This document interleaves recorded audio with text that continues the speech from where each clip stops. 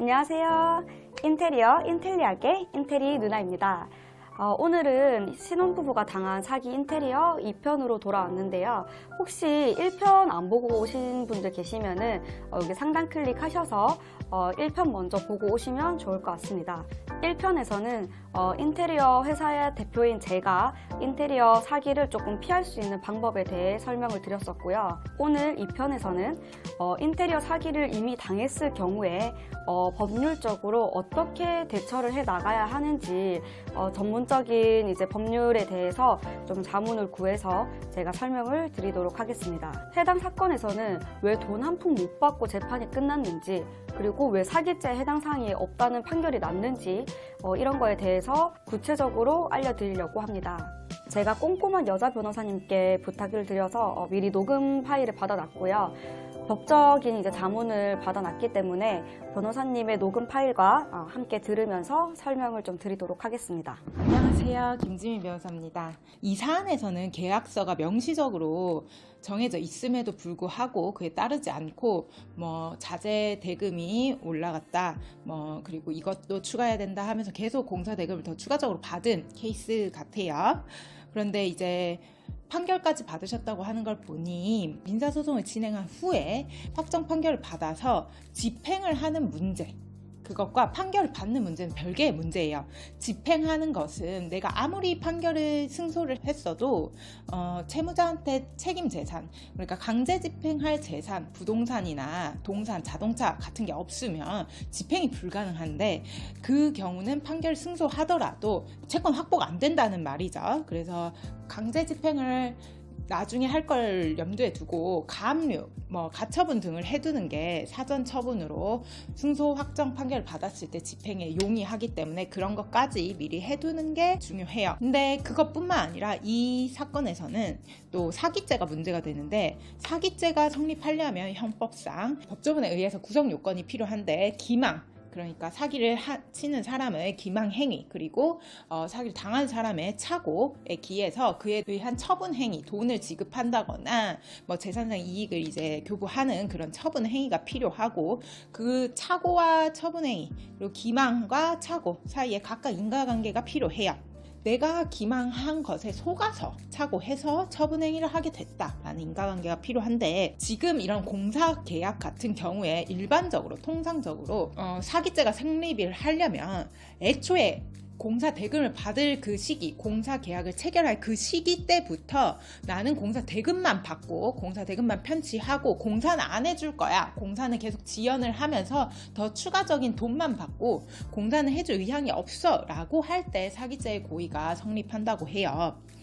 그래서 사실 지금 이 케이스는 돈을 좀 더 받기 위해서 민사상 채무 불이행 또는 이행지체 정도가 있었다고 볼지언정 형법상 그 범죄 행위가 성립하는 기망을 했다고 보기는 조금 부족해서 이제 형사 사건은 진행되지 않은 걸로 보여요. 쉽게 설명을 드리자면, 인테리어 회사 측에서는 계약서 작성부터 그리고 자재 미팅, 그리고 현장에서 공사를 진행을 하는 행위, 자재를 가져다 놓는 행위 등 공사를 진행하려는 행위 그 자체는 있었기 때문에 이런 부분에서 사기죄는 성립이 되지 않는다라는 말입니다.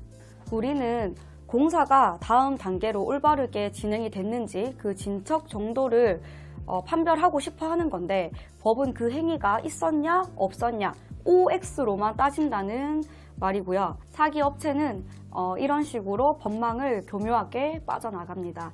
이어서 더 들어보도록 할게요. 네, 그래서 이 모든 이런 법적 분쟁에 나가지 않게 원만하게 공사를 하려면 일단 공사 일정표, 그러니까 공사 계약을 체결할 때 인테리어 업자들이 아무리 친한 분이고, 그리고 또 자기들이 잘 해봤다 이렇게 하더라도 공사가 진행이 잘 안 되거나 공사 대금을 과지급한 것 같다거나 이런 기타 분쟁이 발생해서 소송까지 가게 된다. 그런 경우에 남는 거는 공사 계약서 하나, 그것밖에 없어요. 그래서 공사 계약서 자체를 명확하게 규정할 필요가 있어요. 그리고 그 공사 계약서 자체에서 계약금, 중도금, 잔금으로 보통 약정을 할 건데, 그것보다 조금 더 구체적으로 어떤 시공을 했을 때는 바닥 시공을 했을 때 얼마, 또는 뭐 다른 공사를 했을 때 얼마 이렇게 해서 조금 구체적으로 해서 단계별로 대금이 조금 측정되고 지급될 수 있도록 한다면 그거에 따라서 이제 추가되는 비용이 언제까지는 뭘 해야 자기들도 받을 수 있을까 성실하게 공사를 이행하겠죠. 그리고 계약금은 보통 10% 정도 하는데 뭐 중도금도 또 금액이 크면 클수록 여러 번에 나눠서 분할 지급할 수도 있고요.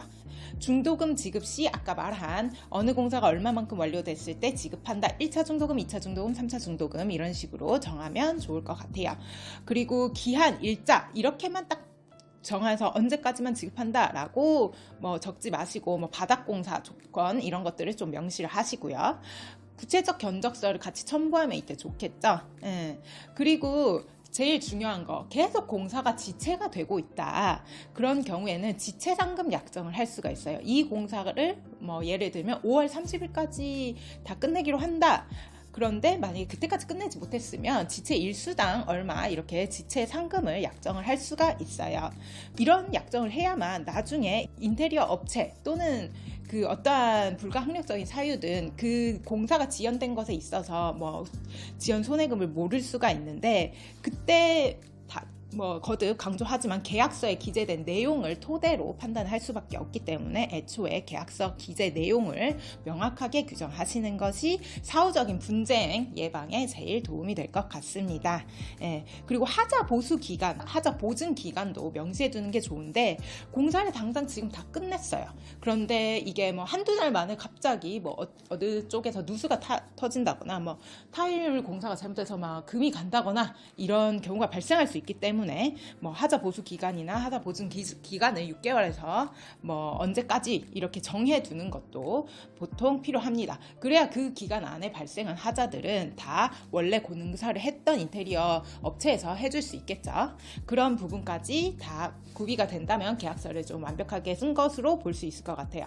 그래서 정리하자면 형사상 사기죄가 성립하려면 기망차고 처분행위 인과관계가 필요한데 공사 계약을 체결할 때 애초에 공사를 안 해주려고 하는 공사 업체가 없을 거예요, 분명. 그래서 그 사기죄가 성립하는 것은 조금 어려울 수 있다. 다만 실질적으로 진짜 공사 대금만 뭐 취득하고 공사를 할 의향이 없었던 공사 업체라면 그건 사기죄가 또 성립하겠죠. 경우에 따라서 좀 다르고.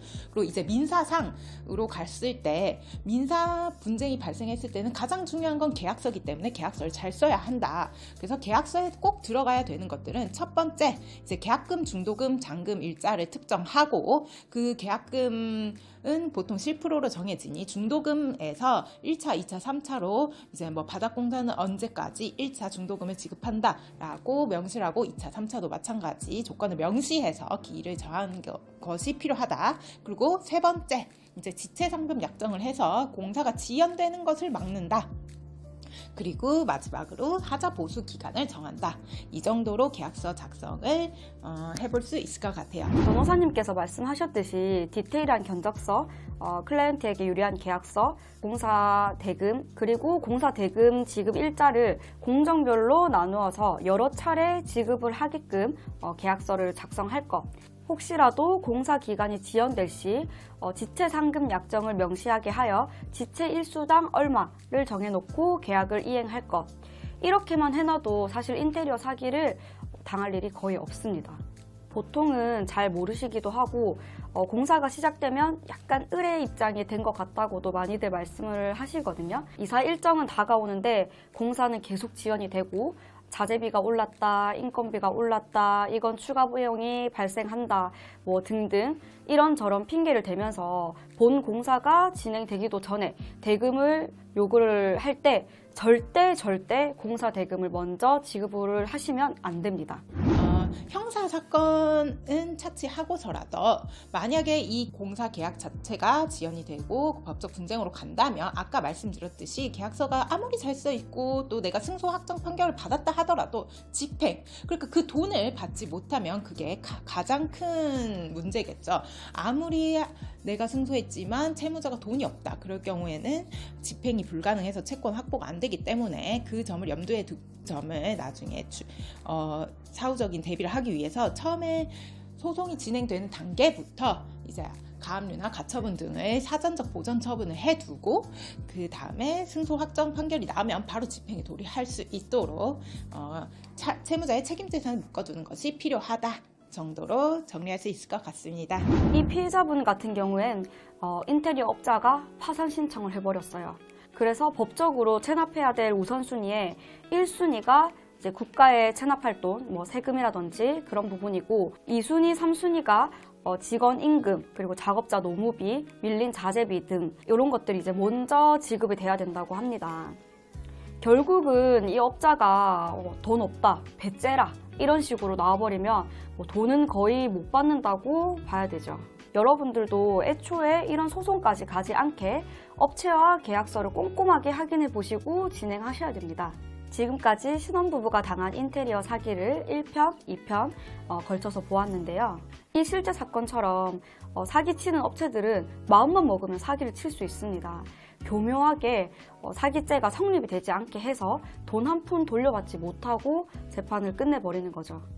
아무래도 공사, 건설업 쪽은 왠지 나쁜 아저씨들이 많이 있을 것 같고 진입장벽이 좀 낮은 업종이다 보니까 엄격하게 검열하기는 조금 힘들지 않나 저도 생각이 듭니다.